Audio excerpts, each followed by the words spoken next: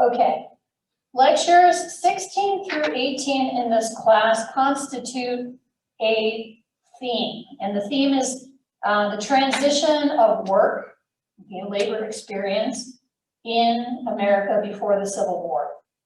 My training is as a labor historian. I teach labor history sometimes as an upper division class. And so I know a lot about labor. That is why you have this special section about labor history in your 201 class, even though there's not a huge emphasis on it in the textbook. I'm going to be talking about 3 different groups of workers. In lecture 16, I'm going to be talking about artisans, that is, people who manufactured goods like, I don't know, cabinets, barrels, shoes, houses, furniture, anything that needed to be custom made, clothing in this time period. All of that was made by artisans initially, and so I'll talk about them. In lecture 17, I'm going to be talking about all the different kinds of work done by enslaved people in the antebellum period. And then in 18, I'm going to be looking at the Lowell factories that you read about, the strike that took place there. So 3 different kind of sectors of the American economy, 3 different sets of people experiencing these changes that were occurring, and that's what we're going to focus in on. I'll give you a heads up, I really like asking questions about these 3 lectures, so you'll see them again on the final, or you'll see some question relating to at least some of these groups. Right now you can see the front page of the lecture PowerPoint, and what you see here are occupational portraits. Photography was invented in the late 1830s, and then in the 1840s and 1850s, people did have their photos taken, have their pictures made, as it was the custom of saying in this time period. And what's quite interesting is people would pose with the tools of their trade or in their working clothes. So here on the left side of the slide, we have a guy holding a hammer and chisel. On the right-hand side, you see a guy dressed in his work clothes. You might be surprised that these are work clothes. I mean, this looks like kind of like a white button-up shirt, although it's extremely dirty.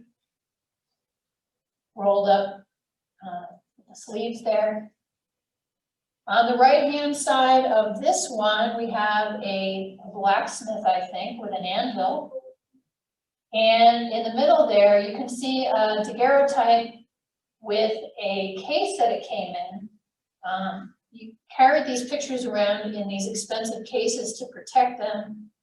And also they were expensive for the time, getting your pictures made. Here are a couple more occupational portraits. The guy on the right is a cooper, a guy who makes barrels. And you can see he has the special hammer and tool for putting staves on the barrels. The staves are the things that go around. And then we have a woman with a sewing machine. Sewing machines like this were new starting in the 1850s. So she's definitely from the 1850s or later. You could probably also tell that from her hairstyle or clothing, if you know anything about historical fashion. All right, so the point of me showing you these pictures is to emphasize to you that people were very proud of the jobs that they had. They were proud of their occupational categories because these categories were built on a lot of training.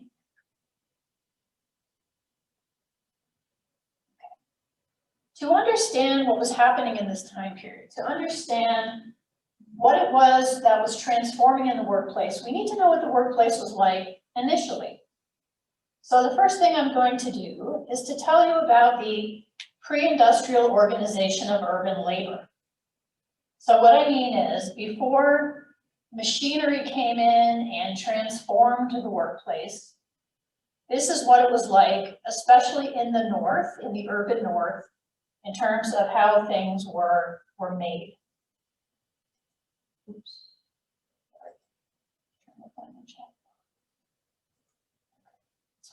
All right, so here's how it worked. When you were a young lad, and I'm only talking about men working now, when you were a boy of, let's say, 14 years old, you would become an apprentice.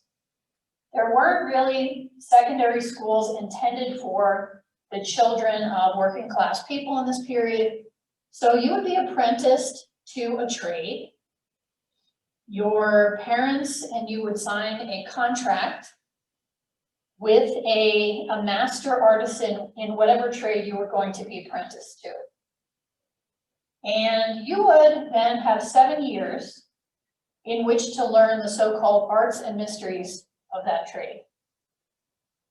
As an apprentice, you would live usually in the home of the master artisan, although some apprentices did actually live in the shop, sleeping on like a pallet on the floor.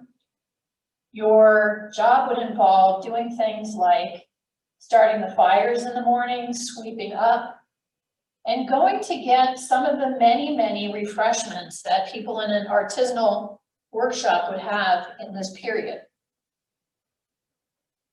It was believed in the 1830s and 1840s that artisans couldn't do a good job without a lot of drinking. Americans in this time period drank an awful lot, both spirits and beer, because there wasn't really clean water supplied to many cities. New York City didn't get a clean water reservoir until 1842. So before that, artisans drank all day long. And the apprentices would be the ones sent to the beer shop to get a growler for everybody. So apprentices started off just doing kinds of, errands and tasks. And then over time, they would learn a few steps in the crafting of a particular product. And then slowly over the 7-year period, they would learn how to make everything that somebody of that occupational designation would know how to make. At the age of 21, or normally after 7 years of apprenticeship, apprentices graduated to become journeymen. Journeymen are called journeymen because they would journey around from one town to the next or one workplace to the next, working for wages that were paid by a master artisan. So in any given shop, you would have apprentices, journeymen, and masters all working together, able to talk to each other, influence each other's work. The journeyman stage of existence normally lasted until your late 20s, when hopefully, times were good.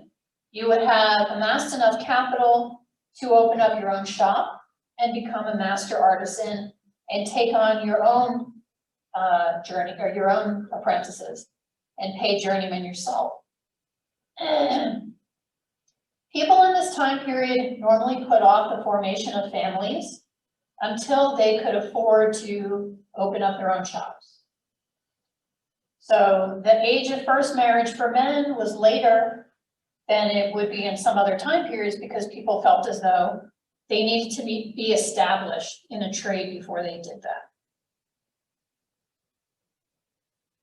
The artisanal workplace had a lot of traditions, let's say. One of these traditions, for example, was St. Monday.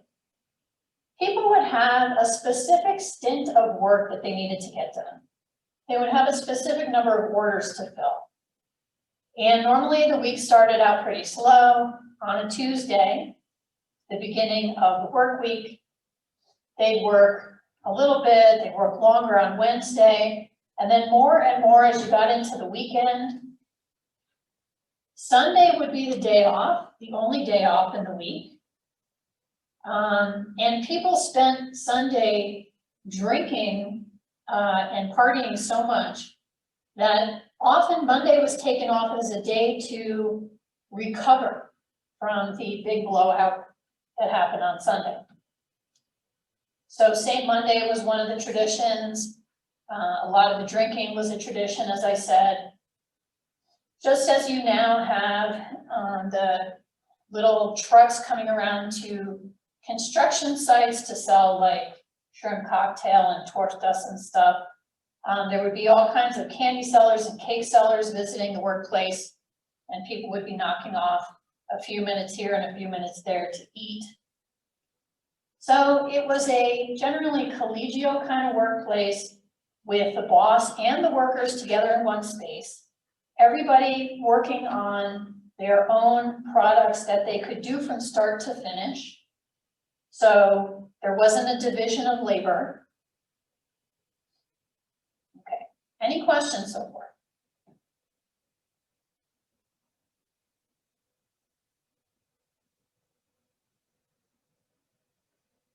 Okay. Well, the first thing that changes is that even before you get any kind of machinery introduced into the workplace, there is a dividing up of labor that happens. It's sort of managerial change. So masters figured out that instead of training apprentices for a full 7 years, it was cheaper to train them for 3 to 6 months on just doing one part of a process to make something, and then dividing up the responsibility for the different steps of making the thing among all these different apprentices. So this was called deskilling. It meant that people who had gone through their entire apprenticeship and were journeymen, they found their wages decreasing because they were competing against half-trained apprentices in order to just do one step of the process over and over again. Dividing up the labor in this way allowed products to be completed much faster, but it also sort of alienated workers from the product of their labor. Because now, instead of seeing that they could make something from start to finish, a beautiful pair of shoes, a beautiful armoire, piece of furniture, now they were just doing one task over and over again, and didn't have the same pride of workmanship as they had previously had. To make things worse, the putting out system was introduced, which incorporated women into the process of artisan production.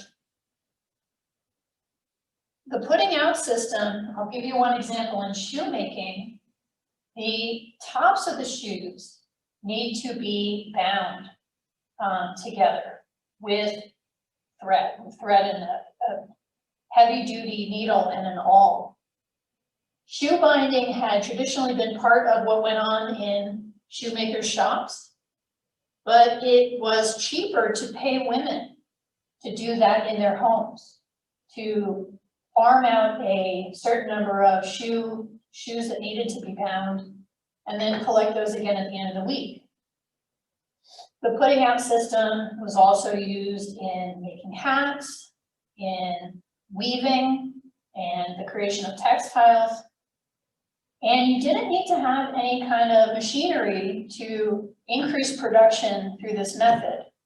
But it did mean that masters were taking home a lot more of the money. And the hands-on, journeymen and the women doing the tasks at home were getting paid a lot less.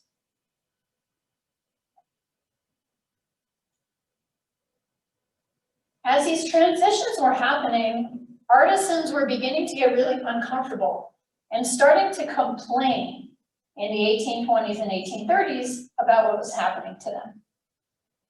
So how did they couch their complaints? First of all, they criticized getting paid wages at all. They called this wage slavery and really thought that they would say something like the artisan is worthy of his hire, or that really what they wanted was the price of the finished product rather than wages for the finished product. They wanted the hours that their labor was invested into a product to count towards the final value. The use of the term slavery is very suggestive, of course, and it shows you that even white workers, many of whom were quite racist in this period, understood that invoking slavery was a very emotional thing to do. So sometimes they would say this is wage slavery. Sometimes they would call it white slavery. But the message there is that, you know, oh, we are being put into the same category as enslaved people in the South by this new system of deskilling. The ideology that they collectively embraced was called producerism, the idea that people in the United States who actually produce things with their hands were much more valuable to society than people who kind of lived off the proceeds of working people. The workers were beginning to have newspapers of their own, like, for example, in New York City, the Working Man's Advocate was a newspaper produced from 1829 to 1851. And this newspaper, edited by George Henry Evans, really put into words a lot of the grievances and hopes and programs of the artisans. The kinds of people that they thought were unproductive included landlords, a lot of religious figures, lawyers. One of the things that they were in favor of was completely rewriting the laws so that every man could be his own lawyer, because they thought the laws are too obscure for ordinary people. The name of the newspaper is the Working Man's Advocate.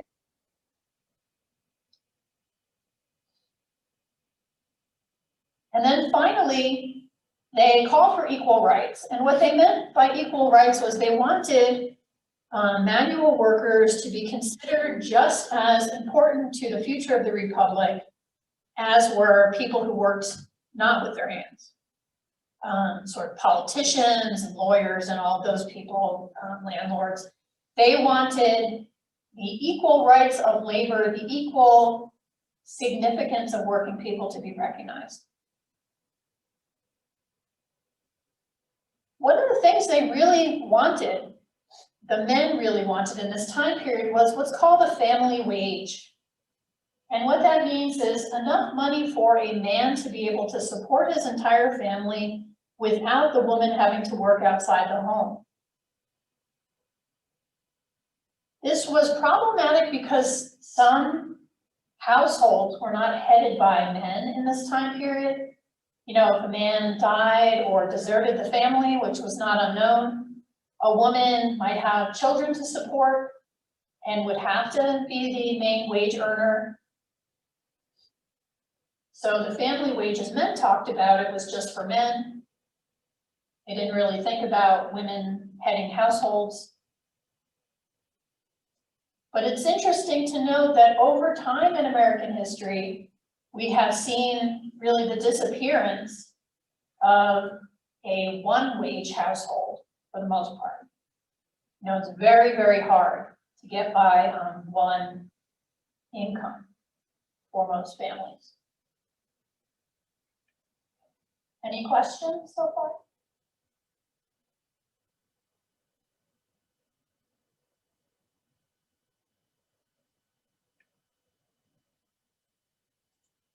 All right.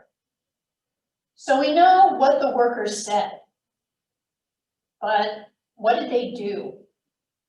Well, they pursued a number of different options. Some political options, unionism, and as we're going to see, land reform, and I'm going to go into each of these.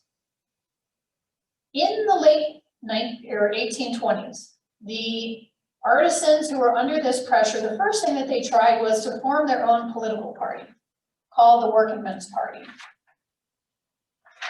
This was in the urban north.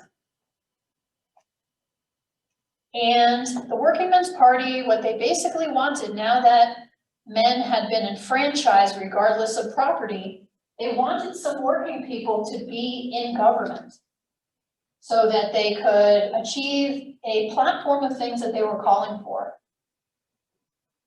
In addition to the kind of rationalization of the law so that it would be easier for people to understand, they wanted free and equal public education for their kids.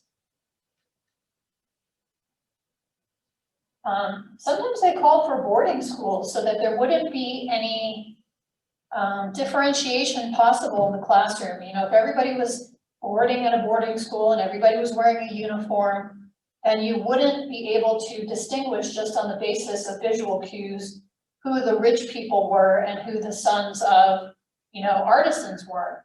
So they wanted to give people the opportunity for upward mobility by starting right from the beginning.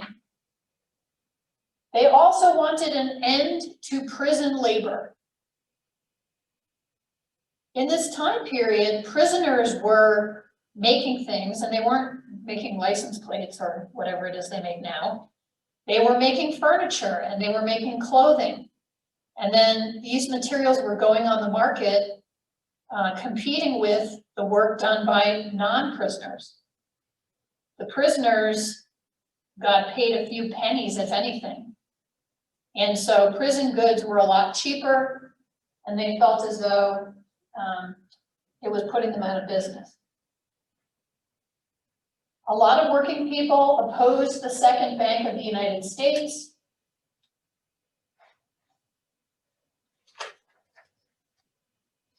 All right, so in 1830, there were elections. The Workingmen's Party did pretty well in New York City, but ultimately, it didn't last past like 1836. And the reason is that the Democratic Party reached out to the Workingmen's Party, absorbed that party, incorporated a lot of that party's requests, and so the working people became Democrats, basically.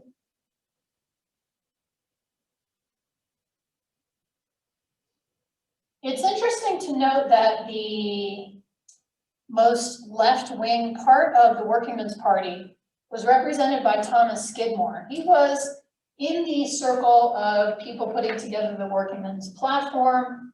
He was well acquainted with the editor of the Workingmen's Advocate, and he wrote a book called The Rights of Man to Property that was published in 1829.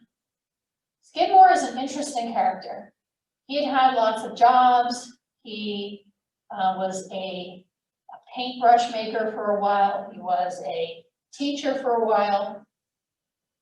And his book, The Rights of Man to Property, said, here's what we're going to do.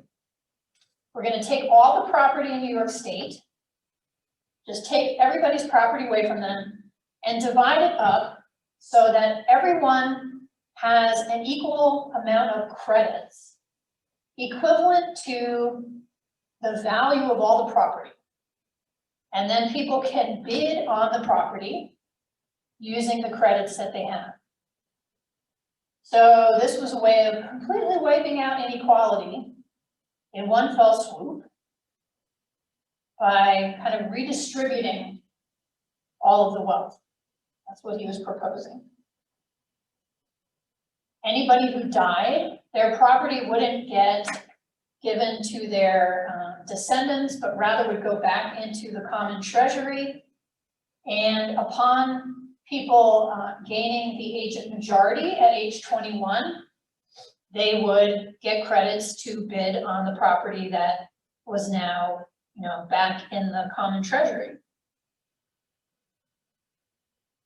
So Skidmore, for his part, saw that the aggregation of too much wealth in too few hands was going to have an impact down the line on political participation and the political significance of individual working people. I will say, though, that he was very controversial at the time, and people called him an agrarian, which was the 19th century word for a communist. All right, so when the Workingmen's Party got absorbed into the Democratic Party, the next thing that working people tried to get their particular needs met at work was through unionism and strikes. Between 1833 and 1837, there was a wave of strikes throughout the urban north. 50 unions were organized in a 4-year period. And they formed under the the rubric, under the umbrella of this larger thing called the General Trades Union. So the very early stages of unionism in America begin in the 1830s. Employers got together and tried to use the courts to block workers' ability to unionize, saying things like, it's un-American for workers to be able to join together and force their employers to do anything. Now, the courts had traditionally agreed with this interpretation of the law, even though employers could get together and set prices and decide how much they were going to pay workers, et cetera. What put an end to the unionism / strike movement of the working people was, of course, the Panic of 1837. There was a 5-year depression. A third of the people who had jobs lost their jobs. And in that kind of a situation, you can't really use a strike as leverage because there's plenty of people that want to take your job. Questions so far?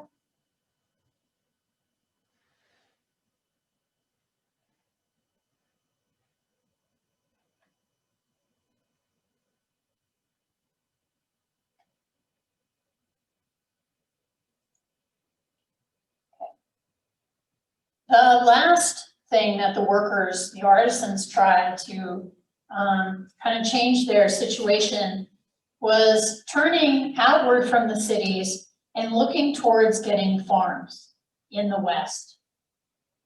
George Henry Evans, the editor of the Workingman's Advocate, during the Panic of 1837, he moved to New Jersey from New York City, and he started a watermelon farm. And it got him through the panic okay, him and his family. And so he decided, along with some other people who had been active in the working men's movement, to form an association called the National Reform Association to try to get free land for artisans in the West. The National Reform Association lasts right up until the Civil War, and sends a total of 212, I think it was, petitions to Congress calling for the freedom of the public lands for actual settlers. Now, let me explain what I mean by that. There were public lands, lands that the United States government was surveying that were not yet, part of a state, and they would survey these lands and then sell them. But what the National Reformers wanted was for each person to get 160 acres of land free, provided they would farm it for 5 years and build a house on it or some kind of shelter. So one of the main things they wanted was freedom of the public lands for actual settlers.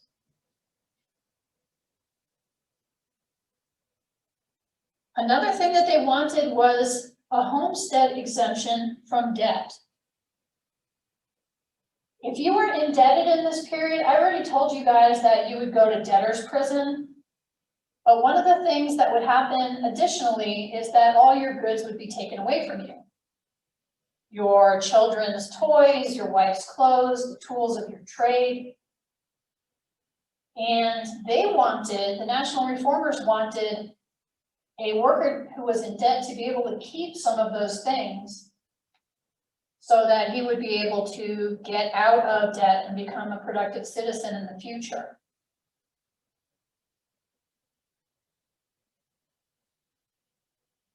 And then finally, a thing that they called for but never got was a limitation on the amount of land that any one person could own.